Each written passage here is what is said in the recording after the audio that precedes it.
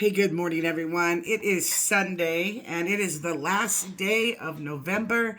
And here we come, December, Christmas. And before you know it, we're going to be in 2026. Everything, all the time, goes by really quick. And I'm sure you agree with that. I know you're probably getting ready for service. I'm certainly getting ready for service. We're going to have service in less than an hour, and I need to get moving, but I wanted to share this with you. So there's been this word that has been being released by prophetic people in all over the place. I've heard it by four well-known voices that are out there on the internet. And it's been build, and over the next 3 years, build, and you will build over the next 3 years. It has been strategies. It has been framework. It has been blueprints. These are the words that keep coming out from very well-known ministers, and none of them are hanging in the same circles. And I thought that was really interesting because in July, I got this word. You will build over the next 3 years. You'll build and rest, build and rest, build and rest. And then the Lord gave me a whole bunch of other stuff around that. And I thought, well, that's really interesting. I'm not sure what that looks like, but okay.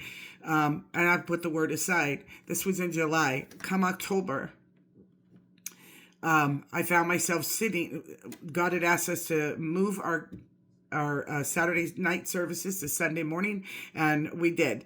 And it was not an easy move, but we did it. We didn't lose any people. Everybody was excited to move to Sundays, and God has been there every week, blessing us, showing up, and we've got to be in the midst with His Spirit.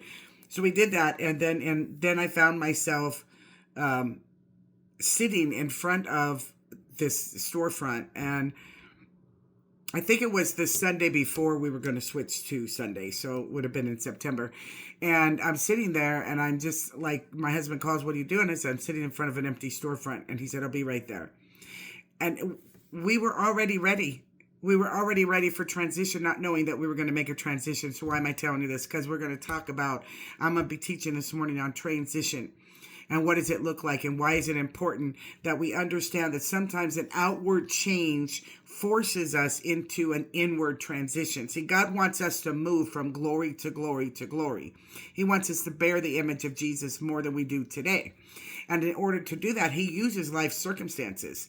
And He wants to build our faith. Jesus is hoping to return and find faith on the earth. He wonders if He will.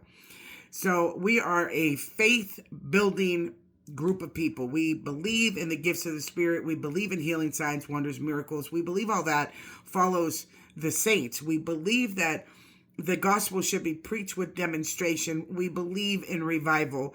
And so all these things are happening without us even knowing that God was manipulating, moving things around in the atmosphere, in the natural realm, as well as the spiritual realm and even the soul realm. And so that's what's happening to you right now. We're all in transition. There are things changing around us all of the time. And as those things change, we need to ask the Lord, what are you trying to move in us? What are you transitioning me from? And what are you using to bridge my situation today into the situation you're taking me into for tomorrow? Because you are made for destiny. You are made for purpose. If you are a child of God, He is doing something all the time to get you from point A to point B. And if you could just learn to cooperate with Him, you'll probably get there sooner. So God bless you on your Jesus journey. Hope to see you on our lives, YouTube, Facebook, Instagram, or in person.